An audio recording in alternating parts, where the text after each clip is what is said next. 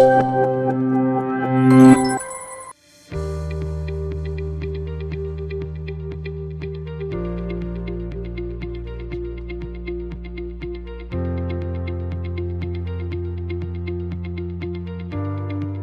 so the first thing you'll do when you go to the portal, you click the login button and you use your credentials to log in.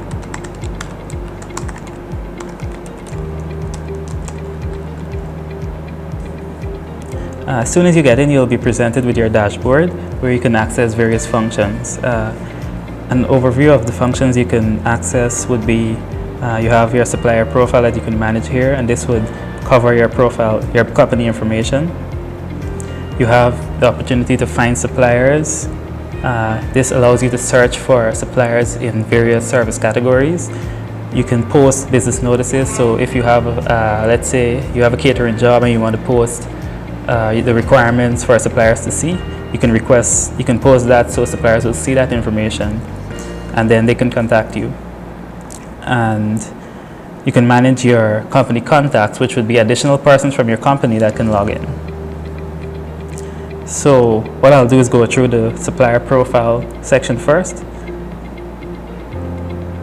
So from here you'll see that you're presented with a form that shows basic information about your company. And this is similar to this first section is similar to the registration form.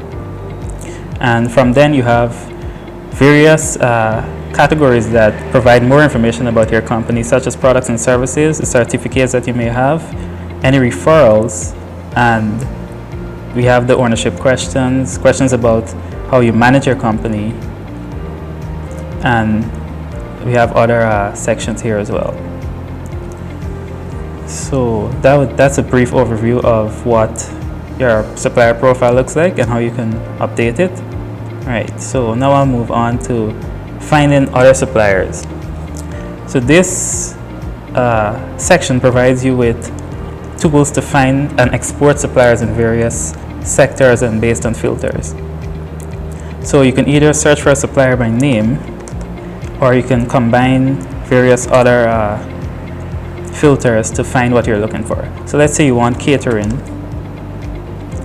and you want Guyanese entities only. You would select that as well.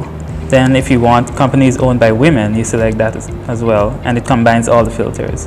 So after you search and you've gotten your results, you'll see we have 10 results here. You can click the export button and that will give you an Excel spreadsheet of the basic information for the suppliers in the search results. And this is what that spreadsheet looks like.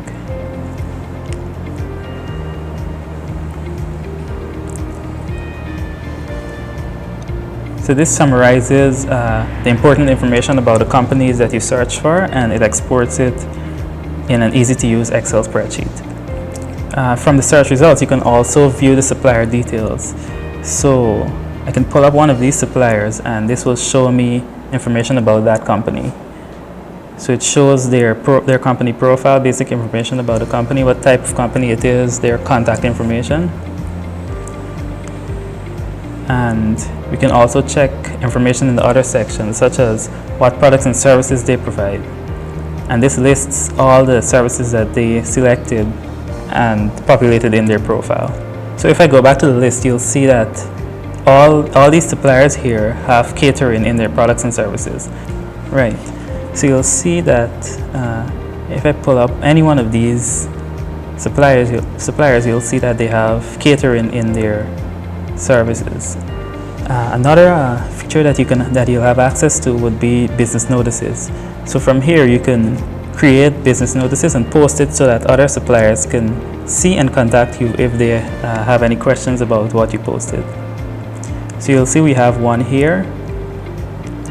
This particular notice indicates that, well, we will send another notice that we have catering opportunities available. So we want this to go only to suppliers who have catering as their service category. So we select catering under services here, and that will show up on the dashboard of all suppliers who provide catering. And you can set a closing date. The closing date indicates that this offer is only available up to the time specified, and it will disappear. It would no longer be available on the dashboard after that date. So you provide a title and a description. You select the service category that you want it to go to. You set your closing date, and you can upload documents as well. So if I go to create a new one, you'll see that let's put some information in there.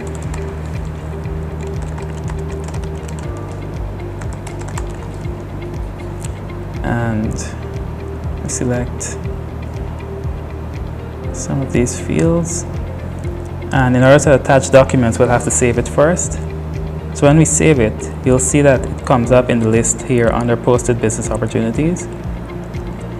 And we can attach files to that opportunity so that suppliers see them when they view it. So we upload that.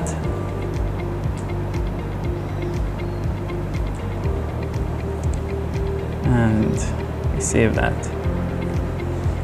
So now that that's posted, it would show up on the dashboard for all suppliers who, let's say, they have accounting and bookkeeping services set in their profile.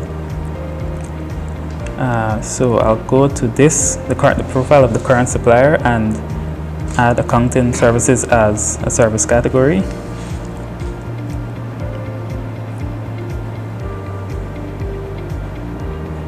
And then if I go back to my dashboard, I'll see that that opportunity comes up here.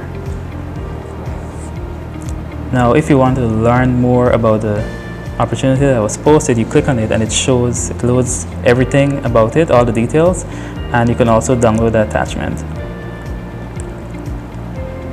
So this section above here shows all opportunities that are recommended for you. So these would be opportunities that are in your service sector. This current supplier is logged in, has accounting and bookkeeping services and catering services specified in their profile as a service they provide. So that's why they'll see these two notices on their dashboard. Suppliers can also view all business notices. So you'll see we have 3 in this list here, and this shows notices in all categories. So it's slightly different from the view on the dashboard where it shows the ones that are directly related to you, but you can view any other opportunities or notices as well. Another section that we'll go through here would be the company contacts, and these are people in your company who are not the primary user of the account, but that should have access to the profile to update it or to export suppliers and stuff like that. So the information that you need to provide for a company contact would be their first name, their designation, their email, and the password for them to log in. And what they would have access to would be basically the same view, except for adding additional contacts. So they would have access to manage and update the profile, and find and export suppliers and business notices as well. And finally, we have the My Account section. This allows you to change the primary email of the account. This would be the email that the primary user or the admin user uses to log in, and they can change their password as well. So initially, when you register, when you use this registration page and you get an account, you wouldn't be a buyer immediately, but you would just be a supplier.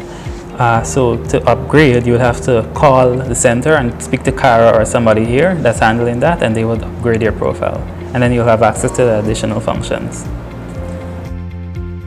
Once a supplier has registered, the second step would be to complete the rest of their profile. So that would be done under here, under the My Profile section. So this shows the basic profile, which is what you would have completed upon registration, but we have additional sections as well that are required to make your profile complete and available for people to contact you.